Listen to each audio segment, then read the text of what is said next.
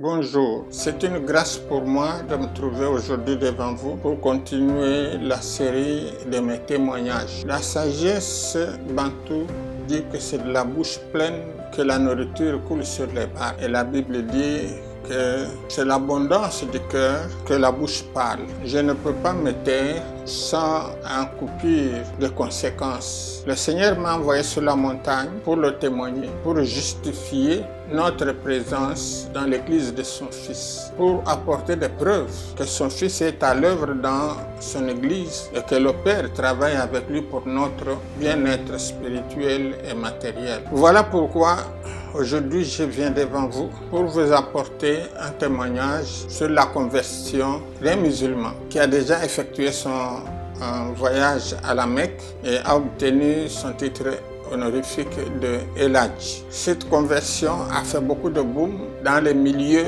où je prestais au nom de notre Seigneur Jésus-Christ. Nous sommes un après-midi d'un mercredi du mois de juillet des années 1982. Quelqu'un toque à la porte, j'ouvre, il se présente comme témoin de Jéhovah. Venez voir si je pouvais accepter à étudier avec lui la Bible. J'ai accepté l'offre, nous sommes assis. Il m'a présenté les publications qui étaient sur lui. Ceci ayant terminé, nous avons pris l'engagement de nous rencontrer à la même heure, le même jour, ça veut dire mercredi la semaine prochaine. Ce jour-là, nous avons commencé notre première leçon. Il a exposé sa leçon. Et à la fin, nous nous sommes convenus de nouveau pour nous rencontrer l'autre mercredi de la semaine qui suivra. Il est allé ainsi de la première à la 8e leçon. Je ne lui posais aucune question parce que je connais le témoin de Jéhovah pour les avoir affrontés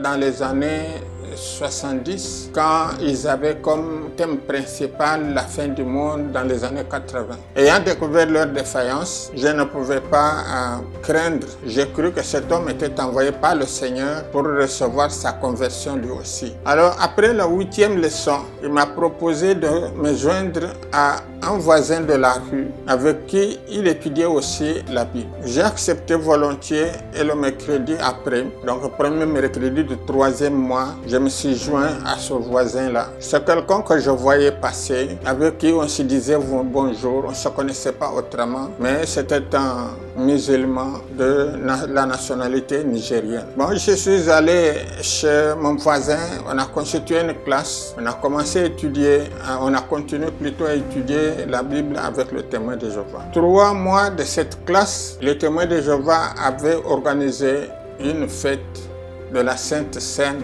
dans leur église. Et notre ami nous avait invités à y assister. Comme l'église, la salle de royaume qu'ils appellent, se trouvait dans notre quartier, nous sommes partis de chez nous vers 17h pour arriver à 17h30. Et la salle était déjà pleine. Quand nous sommes entrés, nous avons pris place au dernier banc, au dernier rangée. Et la célébration a continué jusqu'à ce qu'ils sont arrivés au niveau de la Sainte Seine. Après avoir béni le pain et le vin, le célébrant a envoyé la Sainte Seine à l'assemblée. La tasse du vin et l'assiette de pain où s'est trouvée, l'assiette de pain plutôt, s'est promenée de la première personne qui l'a reçu de main de célébrant jusqu'au niveau où nous étions. Donc au dernier banc, personne n'a bu le vin et n'a coupé le morceau de pain. Mais quand c'est arrivé à mon niveau, moi j'ai voulu couper le pain. Et ceux qui étaient avec moi m'ont interdit, ils ont dit non, on ne prend pas. Est-ce que tu peux compter parmi les 144 000? Il m'a dit mais oui. Ils disent non, quelle preuve tu as? Il m'a dit alors pourquoi nous sommes là? Qu'est-ce que nous venons faire ici? S'ils ne sont pas parmi les sauvés, s'ils ne sont pas parmi les 144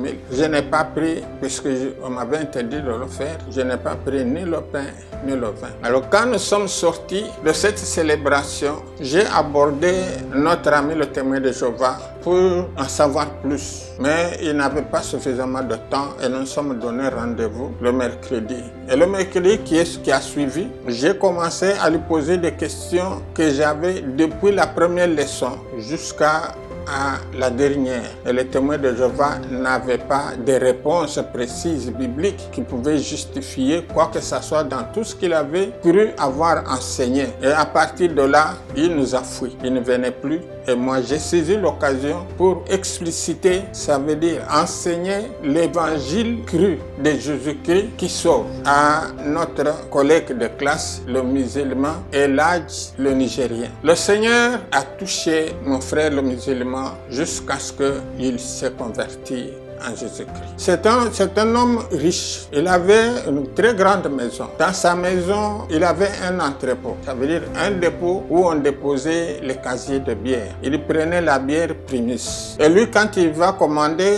parce qu'il avait déjà un quota, il commandait tout un camion de bière. Le camion de Primus que l'on déposait dans son dépôt. Il avait l'habitude de prendre un minimum un casier de bière Primus par jour. Si vous regardez chez lui, vous voyez la lumière au niveau de la fenêtre, sachez qu'il n'a pas encore pris la 12e bouteille. Chez lui assis. Mais si vous calculez, ces bouteilles-là étaient des bouteilles de 75 centilitres. L'alcool qui était dedans était à 3,8 ou 4,2. Calculez la quantité d'alcool qu'il mettait dans son corps chaque jour. Donc s'il sort, il va ailleurs et qu'il n'en a pas pris assez, il doit totaliser sa 12e bouteille. Même à 4 heures du matin, il prend ça. Donc, s'il n'a pas pris la 12e bouteille, il ne peut pas faire le grand besoin. En plus de la bière, il prenait des cigarettes. Vous savez que dans un paquet de cigarettes, du moins le paquet modèle à ce moment-là, contenait 12 sticks, 12 cigarettes. Et lui, quand il a commandé les cigarettes, il commandait des cartons. Dans un carton, il y a à peu près 48 cartouches. Et dans un cartouche, il y a 20 paquets de cigarettes. Dans un paquet, il y a 20 sticks. Et donc, il y a 20 cigarettes. Donc, il prenait un paquet de cigarettes par jour. Son programme de la journée commençait par, quand il sort du lit, sa femme dépose une bouteille toute fumante venant de congélateur sur la table. Quand il aura terminé sa 3e verre de cette bouteille-là, il allume sa cigarette, il fume la moitié, il laisse la cigarette sur le cendrier fumé. Il va dans la salle de bain. De la salle de bain, quand il sort, il s'habille, il s'assoit et la fête continue. Il continue à boire et à fumer. Le feu qu'il allumait le matin sera ce feu-là jusqu'au soir. Ça veut dire que quand ça approche vers la fin de la cigarette, il jette, il rallume l'autre. Donc, s'il n'a pas terminé son 20e stick de cigarette par jour, il ne peut pas faire le petit besoin. Donc, pour qu'il soit normal, qu'il se dégage dans le salle de bain, il faut qu'il ait terminé la 12e bouteille de casier, qu'il ait terminé le 20e stick de cigarette. Vous comprenez jusqu'à quel niveau cet homme était occupé par les démons, qui dirigeait sa vie jusqu'au niveau de besoins primaires. Mais notre Seigneur, il a montré qu'il est le Seigneur de tous. Et le jour où ce frère-là a accepté le Seigneur Jésus-Christ, je l'ai baptisé sur place. Dieu a enlevé en lui ce goût de cigarette, ce goût de la bière. Il m'a avoué qu'il lui restait à peu près 13 casiers dans son dépôt et une dizaine de cartouches de cigarettes dans un carton. J'ai ordonné qu'on remette ces 13 casiers de bière auprès d'un barman qui avait un bar dans les environs de chez nous, qu'on récupère l'argent et qu'on remette les dizaines de cartouches qui restaient, de cigarettes qui restaient chez lui, à un boutiquier du quartier, qu'on récupère l'argent. Et le lendemain, sa femme a tenté parce que sa femme ne croyait pas qu'un homme qu'il a connu pendant une dizaine d'années en mariage, en couple, il a connu dans un cycle de vie comme celui-là, qu'une bouteille fumante chaque matin, qu'un paquet de cigarettes chaque jour, puisse lui dire le lendemain qu'il a accepté, qu'il s'est converti en christianisme, qu'il est devenu chrétien. Alors quand je dis à sa femme qu'elle ne devait pas essayer parce que ça c'est affronter les saints anges qui les entourent, qui les protègent. La femme a dit, papa, je vous connais, mais je ne veux pas, parce que pour mon mari, n'est pas poser la bouteille de bière le matin sur la table de salle à manger, c'était un motif de divorce. Je ne veux pas divorcer avec mon mari. Je lui ai dit que votre mari n'est pas celui que vous avez connu il y a 11 ans, que vous avez connu hier. Ce n'est pas celui que vous avez connu avant qu'il prononce le serment de fidélité de croyance en Jésus pour qui je travaille. Faites confiance à ce que je vous dis. Le Seigneur lui-même défendra votre mariage. Bien-aimé, le mariage ne s'était pas estompé et la vie de monsieur a changé d'un clin d'œil, ça veut dire d'un coup de pouce. Il est devenu chrétien, croyant, pratiquant. Il s'est donné au service du Seigneur jusqu'à ce que nous nous sommes séparés. Il était le pourvoyeur de tous les besoins de notre paroisse. Voilà ce que j'appelle une vraie conversion. La Bible dit que personne n'a rencontré Jésus-Christ et resté tel qu'il était. Si frères, si sœurs, et si vous ne sentez pas ce changement en vous, je vous conseille de reprendre le baptême. Ce ne serait pas une honte parce que moi, j'ai été déjà baptisé 3 fois. À ma naissance, j'ai été baptisé chrétien.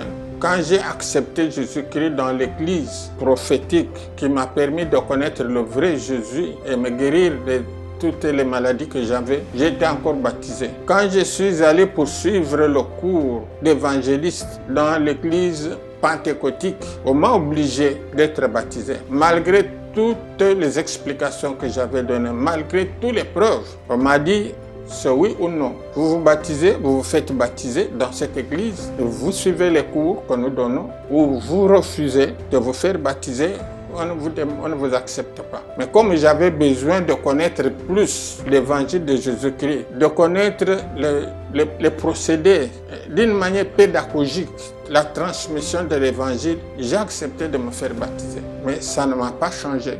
Quand je suis sorti là, quand j'ai terminé mon cours d'évangéliste, je suis rentré dans mon église, j'ai travaillé au pied de mon père spirituel. Mais j'avais, dès le premier jour que je me suis fait baptiser dans l'église prophétique, j'avais senti un changement. Et ce changement est en moi jusqu'à présent. C'est ce changement qui fait que le Seigneur me parle. Il me parle en songe, il me parle en vision, il me parle en audio, il me parle par le nez. Je sais qu'il est vrai. Je m'excuse, mais j'étais obligé de vous demander à ce que vous fassiez l'introspection. Parce que vous pouvez mentir tout ce qui passe. Vous pouvez mentir n'importe qui.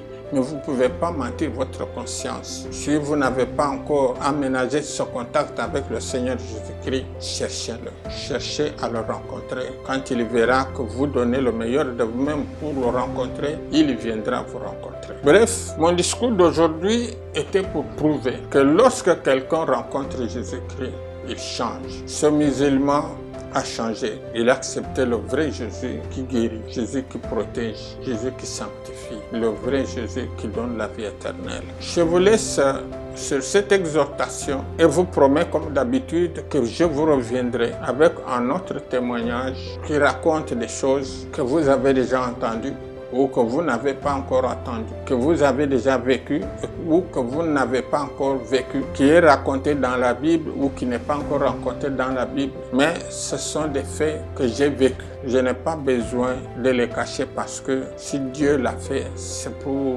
participer à l'évangélisation de son peuple sur cette terre. Que le nom de l'Éternel soit loué et je vous laisse en paix. Au revoir.